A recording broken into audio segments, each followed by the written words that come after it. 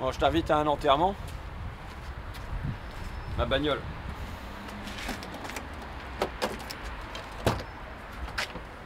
Ma mère l'a conduisait la semaine dernière avec les gosses.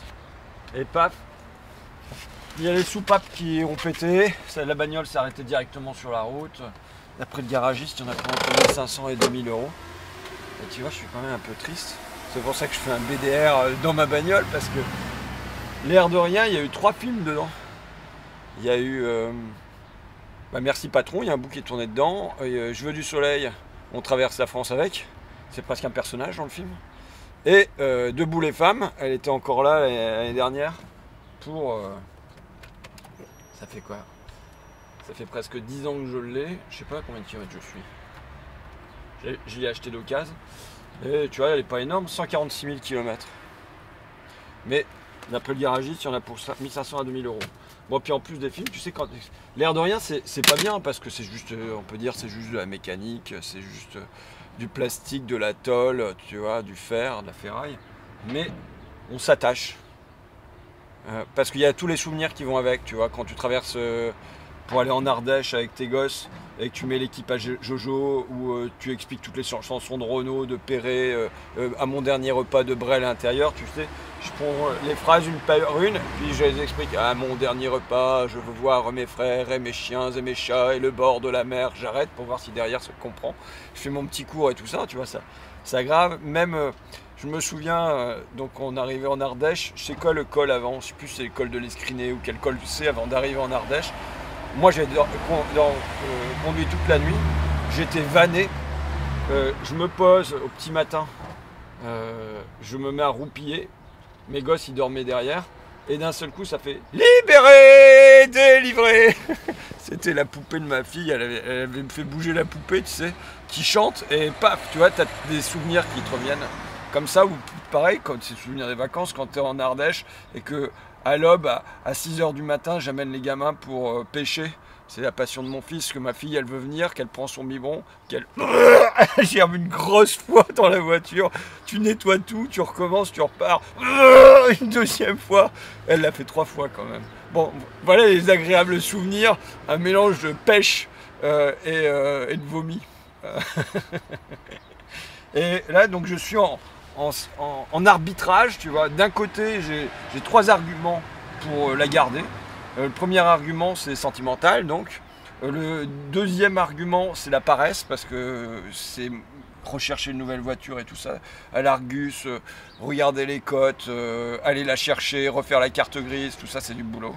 Et il y a écologique aussi, parce que l'air de rien, dans le coût d'une bagnole, le coût de fabrication initiale, il est fort dans le coût écologique. Après, j'ai aussi des arguments contre, hein. C'est mécanique, il y a quand même déjà quelques trucs qui ont pété, donc même si je remets 2000 euros, là, si ça se trouve, je vais à remettre 2000 euros tous les 6 mois, donc c'est économique aussi, et puis c'est écologique parce que c'est une bagnole qui quand même consomme pas mal d'essence. C'est bon, ça suffit pour la séquence nostalgie voiture. Bon, à part changer ma bagnole, il faut que j'appelle les pavistes d'ailleurs. Le gros de mon activité quand même en ce moment, c'est sur notre proposition de loi pour passer le RSA de 25 ans à 18 ans. Qui doit être présenté devant la commission des affaires sociales ce mercredi. On a fait 30 auditions, je crois.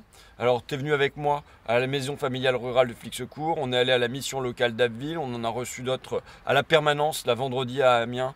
Un groupe de jeunes du quartier nord qui ont eu le courage de franchir la porte parce qu'on sentait bien que ça leur pesait et se sont mis un peu à raconter une forme de honte d'être encore chez leurs parents à 23 ans, de ne pas avoir de mission d'intérim, de passer dans les agences et puis qu'on te refuse le CV, de passer ces journées, ils disent, comme des gamins, comme si on avait 14 ans, à vaguement jouer au foot, mais à même pas avoir de licence dans les clubs sportifs parce qu'ils n'ont pas de quoi la payer.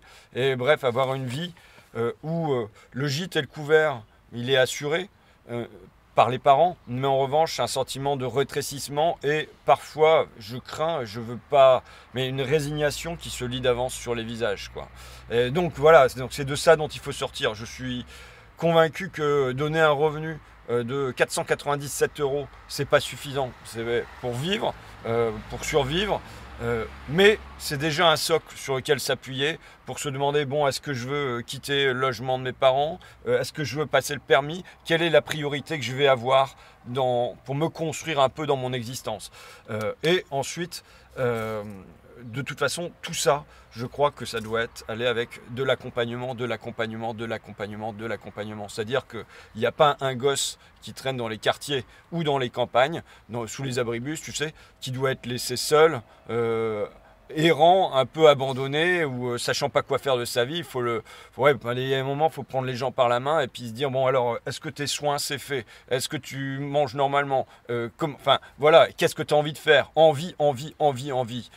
Tu sais, c'est la chanson de Johnny Hallyday, hein, tu vois, sur l'envie. Mais bon, et donc il y a des jeunes, on voit, l'envie elle est là. Tu vois, par exemple, pour rencontrer Gabriel, je pense que c'était une des rencontres les plus marquantes, qui était en aide sociale à l'enfance jusqu'à ses 17-18 ans. Et là, d'un seul coup, elle est lâchée, sans rien. Elle a plus d'aide, d'un seul coup. Plus de budget, bien handicapée, elle souffre d'une hémiplégie parce qu'elle a fait des AVC quand elle était toute petite, tu vois. Eh bien, elle se fait embaucher comme serveuse dans les bars, mais au black. Et elle se fait un peu de rond comme ça.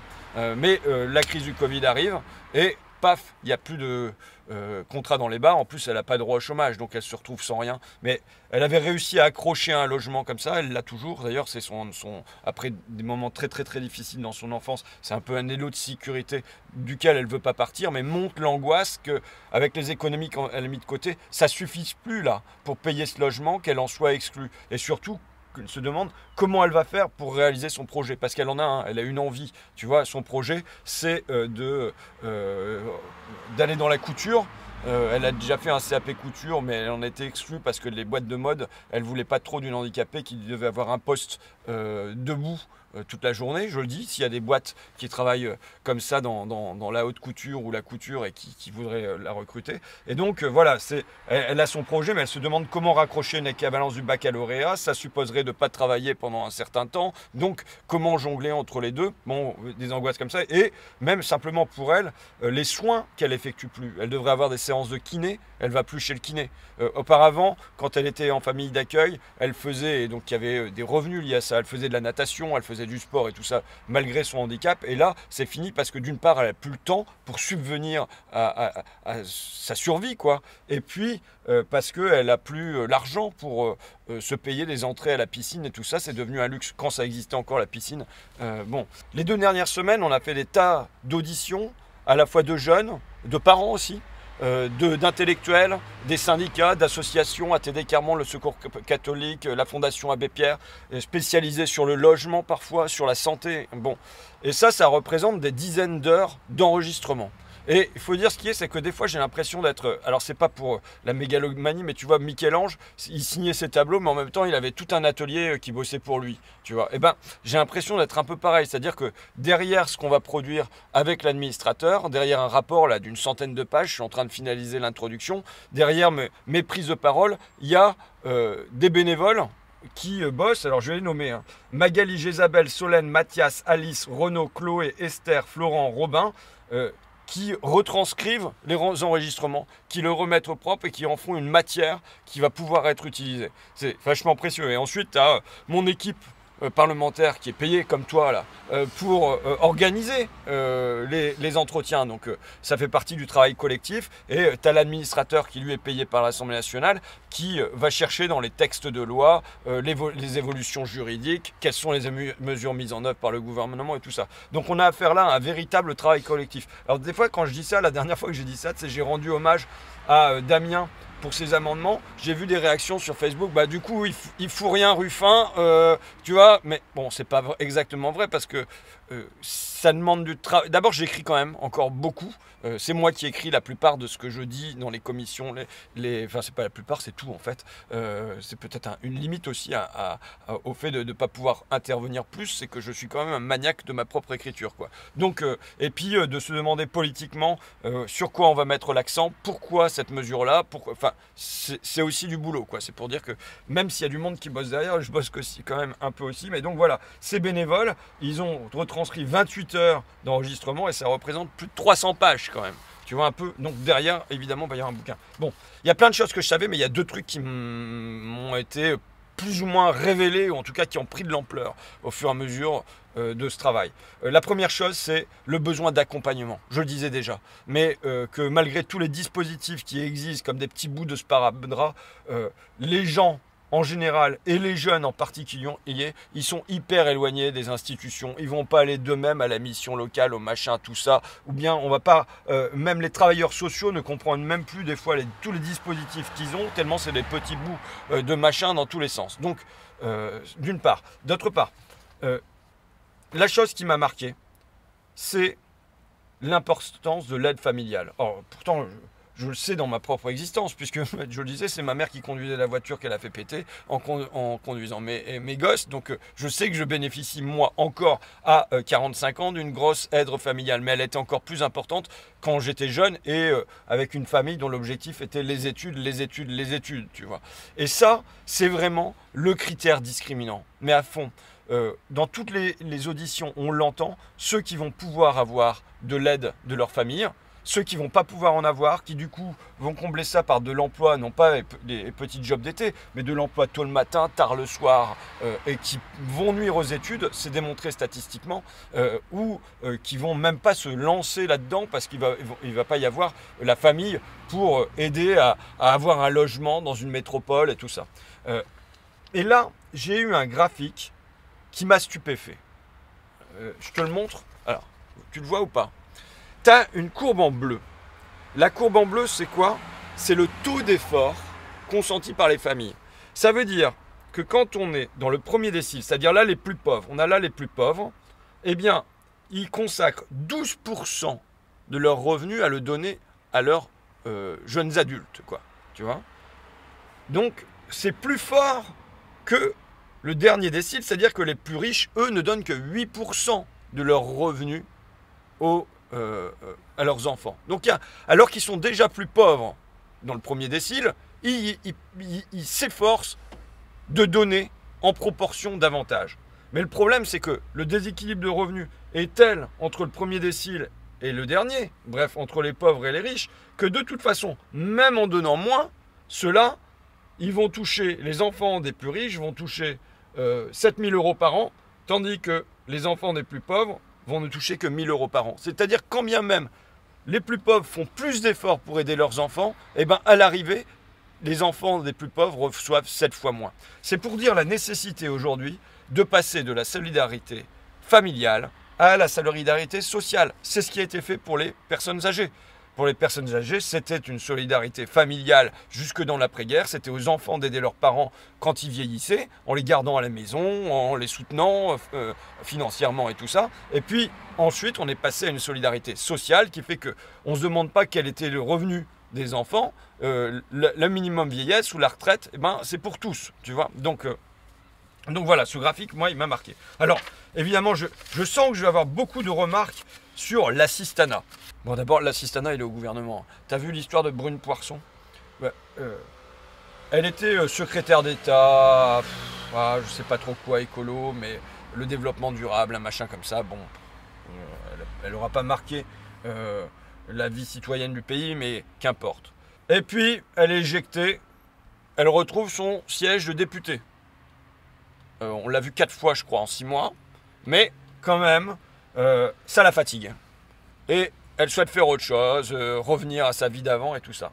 Alors, ça, c'est une tentation que je peux comprendre. Hein, parce que je peux te dire que député, courir d'un truc à l'autre, avoir le sentiment de jongler, l'inutilité, bon, je comprends très bien. Moi aussi, j'ai été tenté plus d'une fois de dire, allez, je passe mon mandat à ma suppléante, Zoé, que je salue au passage.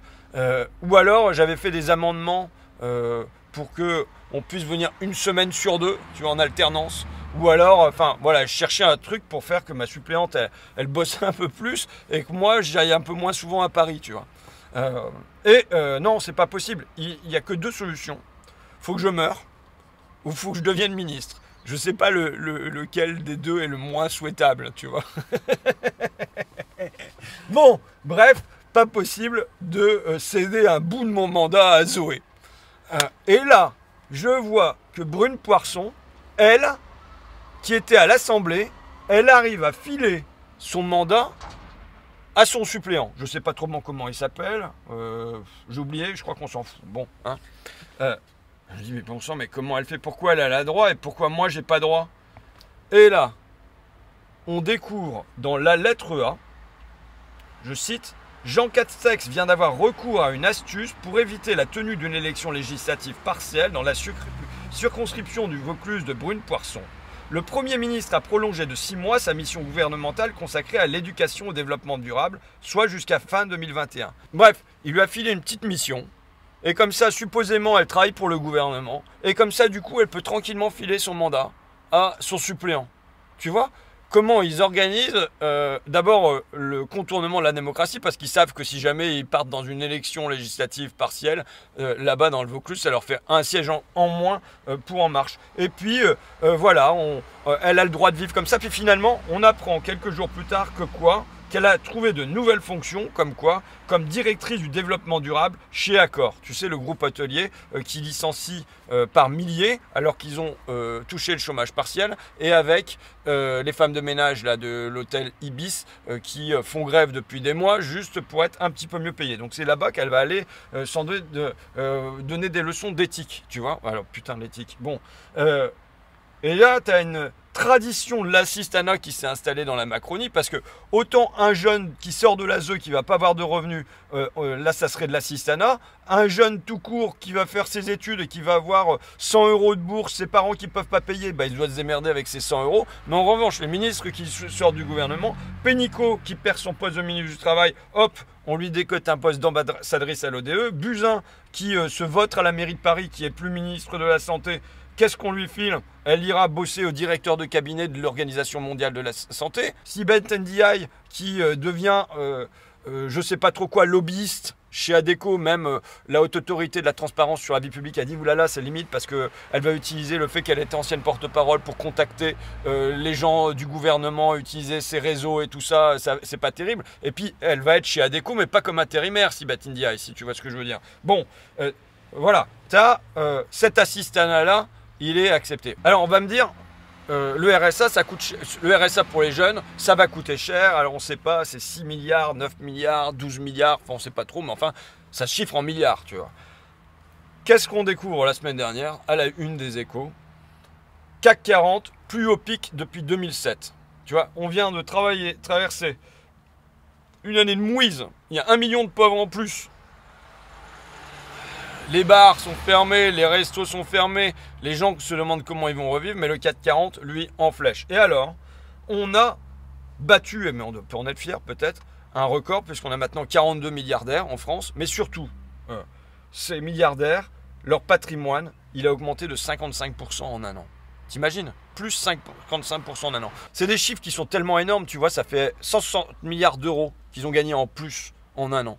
Tu te demandes, mais comment tu vas rendre ça compréhensible aux gens? Tant de zéros, ça fait 10 zéros. Et en fait, bon, bah, ça fait 5% de ce qui est produit en France. 5% de tout ça, c'est ce qu'ils ont gagné en plus. Ils sont tu vois, alors déjà, je dis toujours, enfin, je rappelle les stats de Challenge. Il y a 20 ans, les 500 plus grandes fortunes françaises, c'était 5% du PIB. À l'arrivée de Macron, c'était 25%. L'an dernier, on en était à 30%. Bah là, vraisemblablement, on va passer à 35% du PIB pour les plus grandes fortunes françaises. Ça, c'est dingue. Bon. Et donc, la question de l'argent ne se pose pas. Regarde même, tu te souviens que c'est les Français qui sont les recordman des comptes au Luxembourg? Toi, tu t'en souviens. Mais apparemment, Bruno Le Maire, il a oublié. Emmanuel Macron, il n'a jamais su. Jean Castex non plus. Tu vois, ça les préoccupe pas. Bon. Allez. Donc, 12 milliards pour le RSA, on les prend. Pas de problème, on redistribue comme ça. En plus, c'est des gens qui n'ont rien. Donc, si tu leur donnes de l'argent, ils ne vont pas le mettre sur un compte en banque de côté. Tu vois, ils vont l'utiliser, ils vont faire vivre les autres. Bon, peut-être qu'il faut rajouter plus de milliards que ça, parce que là-dedans, souvent, ce qui n'est pas compté, c'est l'accompagnement en plus qu'il faudrait. Or, je pense qu'il faut recruter des milliers de personnes dans le pays pour accompagner vers la santé, vers le logement, vers la qualification, vers tout ça. Tu vois. Bon. De toute façon, Même le FMI le dit. Qu'est-ce qu'il faut faire? Il faut taxer les riches. C'est tout. Quand même le Fonds monétaire international te le recommande. Et alors, la bonne nouvelle, tu as vu ce qui se passe aux États-Unis. Alors, j'ai demandé une note spéciale sur les mesures prises aux États-Unis. Et je vais te dire mon luxe. C'est que j'ai Paul Jorion et Vincent Burnand-Galpin qui m'ont fait une note sur la politique américaine. Parce que, tu sais, ils sont assez fans, et moi aussi, de Roosevelt. Et donc, dans cette lignée-là, ils m'ont produit une note. Alors, c'est pas le RSA, mais il y a un vrai plan social. Une aide à la santé des familles pauvres, 105 milliards d'euros.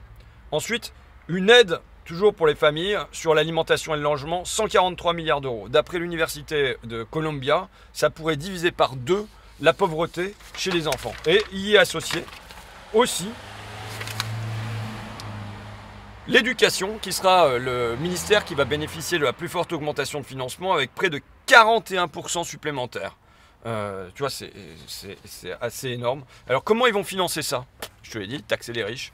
Relever le taux d'imposition le plus élevé à 37%, plus une taxe sur les salaires annuels supérieurs à 400 000 $, ce qui fait, d'après les estimations, que 93% de la charge fiscale supplémentaire, 93% des impôts supplémentaires, reposeront sur les 20% des ménages les plus riches et surtout 75% de cette charge d'impôts supplémentaires, elle reposera sur les 1% les plus riches. Tu vois, donc il y a un vrai choix là de redistribution qui est d'aller prendre aux plus riches pour redonner aux plus pauvres. C'est un démocrate timoré qui fait ça. Biden, ça aurait été Bernie Sanders, on aurait compris. Peut-être qu'il aurait plus de levée de bouclier pour faire la même chose.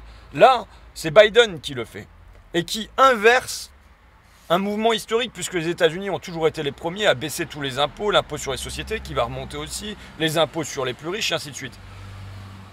La question, c'est que quand on entend Macron aujourd'hui, en gros, qui vient de signer une lettre d'engagement auprès de la Commission européenne pour repasser le déficit sous les 3%, et donc qui nous engage dans l'austérité, quand on entend le candidat de la droite, Xavier Bertrand, qui nous dit qu'il faut baisser l'impôt sur les sociétés, c'est est-ce que la France va continuer bêtement dans la même voie qui ne marche pas que depuis 40 ans, ou est-ce que on va avoir l'intelligence de peut-être regarder un peu ce qui se fait aux États-Unis dès maintenant, et pas attendre de passer par un épisode crypto-facho comme ils ont eu, et pas attendre que user les gens des campagnes et des quartiers partent soit dans la résignation, soit dans un vote de dépit, tu vois. Bon.